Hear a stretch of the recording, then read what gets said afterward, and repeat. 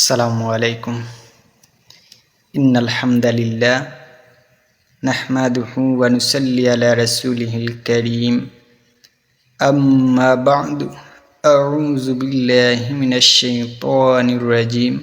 বিসমিল্লাহির রহমানির রহিম। রাদিয়াল্লাহু আনহুম ওয়া রাদু আনহু, যালিকা লিমান খাশিয়া রাব্বাহ। সাদাকাল্লাহুল আযীম ওয়া সাদাকা রাসূলুহুন নাবিয়্যুল হাবিবুল কারীম ওয়া নাহনু আলা যালিকা মিনাশ শাহিদিনা ওয়াশ শাকিরিন। আলহামদুলিল্লাহি রাব্বিল আলামিন।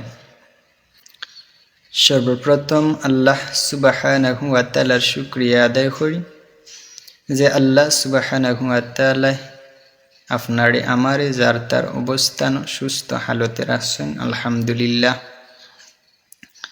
আমি আপনার সামনে আজ একটা বিষয় নিয়ে আলোচনা করব, তা হইল আল্লাহর রসুলর সাহাবায়ে কেরাম ওখলর পদ মর্যাদা এবং সাহাবায়ে কেরামগণ আমাদের জন্য সত্যের মাপকাঠি, ইমানের ক্ষেত্রেও সত্যের মাপকাঠি এবং আমলের ক্ষেত্রেও আল্লাহর রসুলের সাহাবায়ে কেরামগণ আমাদের জন্য সত্যের মানদণ্ড। আমরা সর্বপ্রথম জানব সাহাবা শব্দের অর্থ কি। সাহাবি শব্দের অর্থ সঙ্গী বা সাথী। আর সাহাবি কাকে বলে? কওয়াইদুল ফিকহের ভাষায় মুফতি আমিমুল ইহসান বলেন, হুয়া মান লাকিয়ান নবিয়্যু সাল্লাল্লাহু আলাইহি ওয়াসাল্লাম মুমিনান বিহি ওয়া মাতা আলাল ঈমান। সাহাবি হচ্ছেন তারা যারা ইমান আনা অবস্থায় সরাসরি আল্লাহর হাবিবর সাক্ষাৎ লাভ করছেন এবং মুমিন অবস্থায় ইন্তিকাল করছেন, তারা হইলা সাহাবি। সাহাবায়ে কেরামগণ হচ্ছেন দিনের আকাশে নক্ষত্র রাজির ন্যায়। সাহাবায়ে কেরাম ওখলর পদ মর্যাদা সম্পর্কে আল্লাহ সুবহানাহু ওয়া তাআলা বলেন, মুহাম্মাদুর রাসূলুল্লাহ ওয়াল্লাযীনা মাআহু আশিদ্দাউ আলাল কুফফারি রুহামাউ বাইনাহুম। যে মুহাম্মদ সাল্লাল্লাহু আলাইহি ওয়াসাল্লাম আল্লাহর রাসূল এবং তার সাহাবাগণ কাফেরদের প্রতি বড়ই কঠোর এবং তাদের নিজেদের মধ্যে পরস্পরের প্রতি বড় সহানুভূতিশীল। সাহাবায়ে কেরাম রাদিয়াল্লাহু তাআলা আনহু ওহলোর পদ মর্যাদা সম্পর্কে রাসূলে মকবুল সাল্লাল্লাহু আলাইহি ওয়াসাল্লামে ফরমায়, সহিহ বুখারী শরীফের হাদিস, আল্লাহর রাসূলের সাহাবী হযরত আবু সাঈদ খুদরি রাদিয়াল্লাহু তাআলা আনহু থেকে হাদিস খানা বর্ণিত। আল্লাহর হাবিব সাল্লাল্লাহু আলাইহি ওয়াসাল্লামে ফরমায়, লা তাসুব্বু আসহাবি ফালাউ আন্না আহাদাকুম আনফাকা মিসলা উহুদিন যাহাবান মা বালাগা মুদ্দা আহাদিহিম ওয়ালা নাসিফা। আল্লাহর হাবিবে ফরমায়, তোমরা আমার সাহাবায়ে কেরাম ওখলরে গালিমন্দ করিও না, আমার সাহাবায়ে কেরাম ওখলরে সমালোচনার পাত্র বানাইও না। কেননা তোমাদের মধ্যে হইতে কোনো ব্যক্তি যদি উহুদ পাহাড় পরিমাণ সম্পদ আল্লাহ সুবহানাহু ওয়া তাআলার রাস্তায় দান করে, এরপরেও আমার কোন সাহাবীর এক মুঠ অথবা এই এক মুঠের অর্ধেক দানের সমতুল্য হবে না। সুবহানাল্লাহ। এর দায় সাহাবায়ে কেরাম সম্পর্কে আমাদের আকীদা বিশ্বাস দৃঢ় করতে হইব, মজবুত করতে হইব, কারণ তারা ইমান আনার ক্ষেত্রে উম্মতে মুহাম্মদীর মধ্যে ইমান আনার ক্ষেত্রে তারা হইলা সর্বপ্রথম ব্যক্তি। এর দায় আল্লাহর হাবিবর সাহাবায়ে কেরাম ওখল আমাদের জন্য সত্যের মাপকাঠি, যেভাবে ইমানের ক্ষেত্রেও সত্যের মাপকাঠি এবং আমলের ক্ষেত্রেও সত্যের মাপকাঠি। আল্লাহর হাবিব সাল্লাল্লাহু আলাইহি ওয়াসাল্লামে ফরমাইন, আসহাবি কান্নুজুম ফাবিআইহিম ইকতাদাইতুম ইহতাদাইতুম। আল্লাহর হাবিবে ফরমাইন, আমার সাহাবায়ে কেরামগণ হচ্ছেন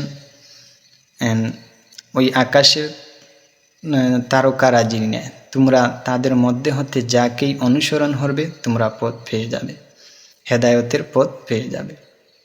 এর দ্বারা আমরা উচিত আল্লাহর রসুলের সাহাবায়ে কেরাম ওগুলোর গুণ চর্চা করতাম এবং দুরুস্কুটি বর্ণনা করা থেকে আমরা বিরত থাকতাম, কারণ তারা ঈমান আনার ক্ষেত্রে প্রথম সারির মানুষ। আল্লাহর রসুল সাল্লাল্লাহু আলাইহি ওয়াসাল্লামে ফরমাইলা যে আসহাবি কান্নুজুম, অর্থাৎ আমার সাহাবায়ে কেরামগণ হচ্ছেন আকাশের তারকারাজির ন্যায়।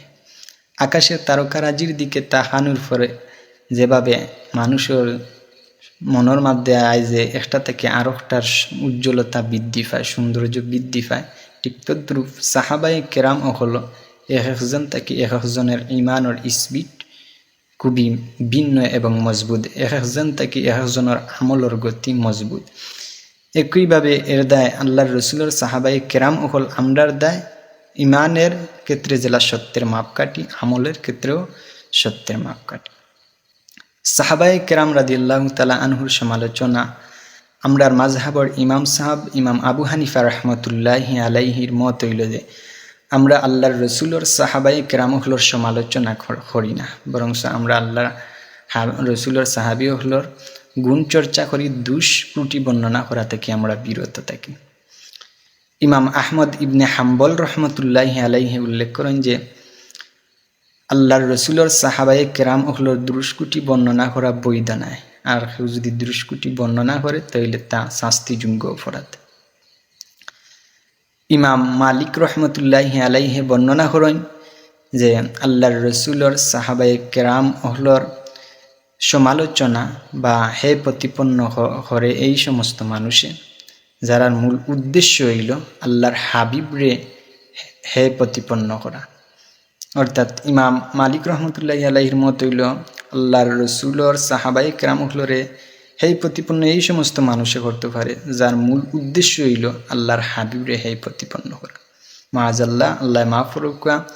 আর আল্লাহর হাবিবরে যে ব্যক্তি হে প্রতিপন্ন করতে চায়, আল্লাহর হাবিবর দুষ্কুটি বাহির করতে চায়, এই ব্যক্তি সম্পর্কে আল্লাহ নিজে সার্টিফিকেট দেন, ইন্নাল্লাযীনা ইউযুনাল্লাহা ওয়া রাসূলাহু লাআনাহুমুল্লাহু ফিদ দুনিয়া ওয়াল আখিরাহ ওয়া আ'আদ্দা লাহুম আযাবাম মুহিনা। আল্লাহ সুবহানাহু ওয়া তাআলা হন যারা আল্লাহ এবং আল্লাহর রাসূলের কষ্ট দেয়, আল্লাহ সুবহানাহু ওয়া তাআলা তারার দুনিয়া আখিরাত লানত করেন এবং তারার দায় প্রস্তুত করে রাখছেন চিরস্থায়ী শাস্তি জাহান্নাম। এর দায় হাজিরিনে মজলিস, আমরার উচিত আমরা আল্লাহর রসুলের সাহাবায়ে কেরামহলোর সমালোচনা করা থেকে আমরা বিরত থাকতাম, আর সদা সর্বদাও আমরা আল্লাহর রসুলের সাহাবায়ে কেরামহলোর দুষ্কুটি বর্ণনা করা থেকে বিরত থাকতাম এবং তারার গুণ চর্চার মাঝে আমরা লিপ্ত থাকতাম। আর এই মত হইল আমরার মাযহাবর মত। আর ইমাম তহাবী রহমতুল্লাহি আলাইহি বর্ণনা করেন যে যারা আল্লাহর রসুলের সাহাবায়ে কেরামহলোর দুষ্কুটি বর্ণনা করে আমরা তারারে শত্রু মনে করি, আর আমরা আল্লাহর রসুলের সাহাবায়ে কেরামহলোর গুণ চর্চা করি। এটা আমরার উচিত আল্লাহর রসুলের সাহাবায়ে কেরামহলোর সমালোচনা না করিয়া আমরা তারার গুণ চর্চা করতাম। তারা ঈমানের ক্ষেত্রে আমাদের দিক দিয়ে প্রথম সারির মানুষ এবং তারা আমলের দিক দিয়েও উন্নত, ঈমানের দিক দিয়ে উন্নত, আমলের দিক দিয়ে উন্নত। আল্লাহর রসুলের সাহাবায়ে কেরামহল আমাদের জন্য ঈমানের জন্য যেভাবে সত্যের মাপকাঠি, আমলের ক্ষেত্রেও আমাদের জন্য সত্যের মাপকাঠি। আল্লাহ সুবহানাহু ওয়া তাআলা আপনারে আমারে সঠিক বুঝ দান করুক এবং আল্লাহর রসুলের সাহাবায়ে কেরামহলোর অনুসারী হওয়ার তৌফিক দান করুক। ওয়া মা তাওফিকি ইল্লা বিল্লাহ। আসসালামু আলাইকুম।